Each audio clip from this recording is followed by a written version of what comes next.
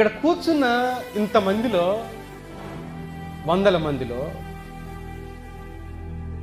నువ్వు స్త్రీగానైనా ఉన్నావు, పురుషుడిగానైనా ఉన్నావు, నీకు ఒక కుటుంబం ఉంది, నువ్వు ఒక స్థితిలో ఉన్నావు.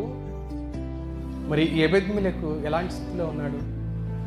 దేవుని పక్షాన నిలబడిన వాడు ఏ స్థాయిలో ఉన్నాడు? దేవుని పక్షాన నిలబడిన వ్యక్తి స్థితి ఏంటి? మనకు దేవుడు అన్ని ఇచ్చాడు. మనం ఎవరో ఒక ఐడెంటిటీ ఇచ్చాడు. మన ఆధార్ కార్డులో పురుషుడో స్త్రీయో రాసుకునే అవకాశం ఇచ్చాడు.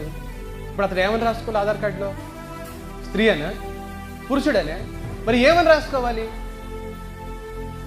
తనేంటో తనకు తెలియని పరిస్థితి. దేవా, నన్ను ఎందుకు ఇలా పుట్టించావు? నేను ఇలా పుట్టడానికి కారణం నువ్వే కదా. చిన్న లోటులు కొదువులు అయిన సందర్భంలో దేవుణ్ణి ప్రశ్నించే విశ్వాసులు ఎంతమంది లేరు మిత్రులారా? దేవా, ఇలా ఎందుకు చేశావు నువ్వు అని ప్రశ్నించే విశ్వాసులు ఎంతమంది లేరు?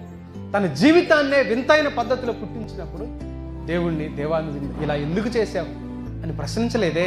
పైగా రాజ్యాధిపతులు అందరూ కలిసి నాకు వ్యతిరేకమై నన్ను చంపుతారేమో అని భయం కూడా లేకుండా, కనీస ఆలోచన కూడా లేకుండా ఈ వ్యక్తి ప్రాణాన్ని తెగించి, ప్రాణాలకు తెగించి ఒక మాట, దేవుని సేవకుడు కాపాడబడితే చాలా తర్వాత నేను చనిపోయినా అతడు కాపాడబడితే దేవుని వాక్కు బ్రతికి ఉంటుంది దేశంలో. అతడు కాపాడబడితే దేవుని వాక్కు నిలిచి ఉంటుంది దేశంలో. మళ్ళీ తిరిగి అతడు ప్రకటన చేస్తే ఏం జరుగుతుంది? ప్రజలు చావకుండా ఉంటారు. అతని ప్రకటన దేశంలో జరగాలి. అతడు ప్రకటించకపోతే ప్రజలు యుద్ధం చేద్దామనుకుంటున్నారు, పారిపోదామనుకుంటున్నారు, వ్యతిరేకించుదామనుకుంటున్నారు, తప్పించుకుందామనుకుంటున్నారు. కాదు, బబులోనికే వీళ్ళు వెళితే అక్కడ బ్రతుకుతారు, చావకుండా ఉంటారు అనేది దేవుని మాట.